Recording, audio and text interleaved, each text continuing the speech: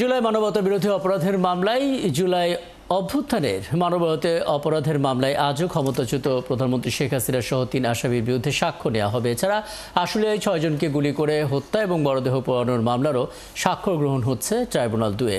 বিচারপতি গোলাম মর্তুজা মজুমদারের নেতৃত্বাধীন আন্তর্জাতিক অপরাধ ট্রাইব্যুনাল 1-এ শেখ হাসিনার মামলায় বিশেষ তদন্তকারী কর্মকর্তা হিসেবে ট্রাইব্যুনালের প্রসিকিউটর তানভীর হাসান জোহার শেখ হাসিনার মামলায় সাক্ষ্য দেওয়ার কথা রয়েছে। এর আগে গতকাল মোহাম্মদপুরে শহীদ সৈকতের বোন সাবিনা আফরোজ সেবন্তী সাক্ষ্য গ্রহণের মধ্য দিয়ে ঘটনার প্রত্যক্ষদর্শী সাক্ষ্য গ্রহণ শেষ হয়।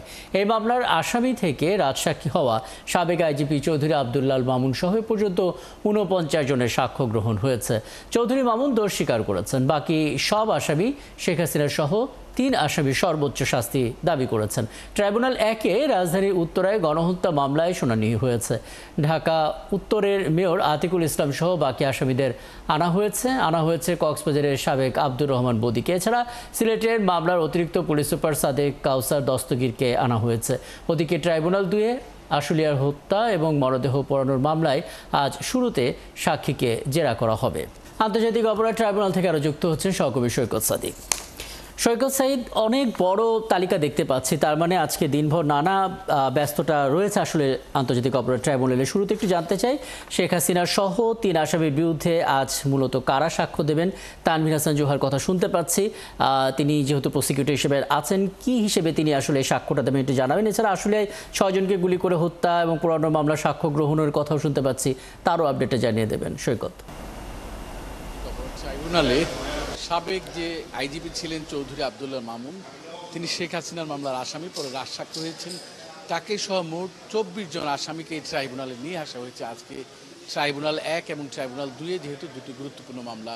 আপনি জানেন যে শেখ হাসিনার মামলা এখন পর্যন্ত 49 জন সাক্ষী দিয়েছেন। কেউ প্রত্যক্ষদর্শী, কেউ ঘটনার দর্শন করেছেন, কেউ জুলাই যে আহত ছিলেন, কেউ শহীদের সন্তান, শহীদ পরিবারের সদস্য, এরকম অনেকেই সাক্ষী দিয়েছেন চৌধুরী আব্দুল্লাল মামুন।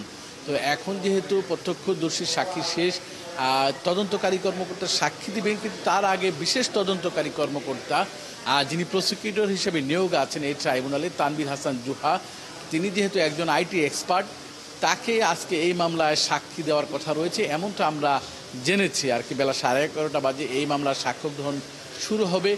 এর বাইরে এই ট্রাইব্যুনালে কিন্তু অনেকগুলো মামলার তদন্ত প্রতিবেদনের অগ্রগতির বিষয়েও আজকে প্রসিকিউশনের পক্ষ থেকেই অগ্রগতি জানাবেন।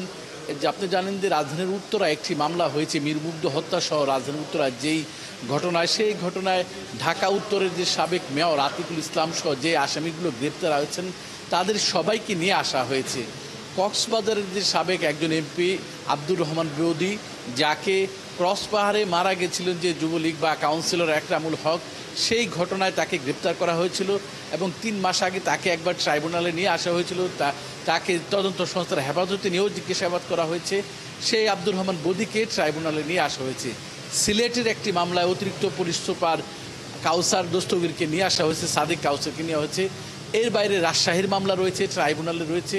এবং গতকালকে বলেছি যে মিরপুরের যে সাবেক এমপি কামাল মজুমদার, তার স্বাস্থ্যের বিষয়ে, তাকে হাসপাতালের ভর্তির বিষয়ে আজকে এই ট্রাইব্যুনালে সিদ্ধান্ত দেবেন, তিনি কোন হাসপাতালে ভর্তি হবে সেই বিষয়ে শুনানি রয়েছে। এর বাইরে ট্রাইব্যুনাল 2-এ আজকে 5ই আগস্ট আশুলিয়ায় যে 7 জনকে হত্যার পর 6 জনের মরদেহ পুড়িয়ে দেওয়া হয়েছিল, সেই ঘটনায় সাক্ষ্য কার্যক্রম চলছে।